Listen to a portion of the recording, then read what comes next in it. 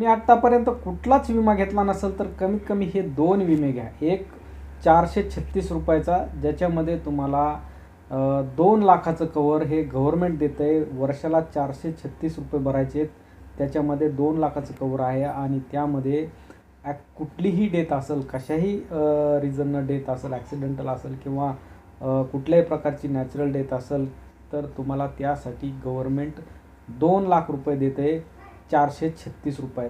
दुसरा विमा आहे तो आहे फक्त ₹20. तो त्यामध्ये सुद्धा तुम्हाला 2 लाखाचा इन्शुरन्स कवर देते गव्हर्नमेंट. आणि जर ॲक्सिडेंटल डेथ असेल तर जर तुमचं परमनंट डिसॅबिलिटी आली, तुम्हाला काही करता येत नसेल किंवा तुम्ही पाय मोडला असेल, हात मोडला असेल किंवा तुम्ही चालू शकणार नाही अशा वेळेस ॲक्सिडेंटमुळे, तर तुम्हाला त्या ठिकाणी गव्हर्नमेंट 1 लाख रुपये म्हणजे ₹20च्या प्रीमियममध्ये वर्षाला देते. तर हे 2 विमे कमीत कमी तुम्ही घ्या, ज्यामध्ये तुम्हाला एकदम कमी प्रीमियममध्ये गव्हर्नमेंटचा इन्शुरन्स मिळेल. थँक्यू.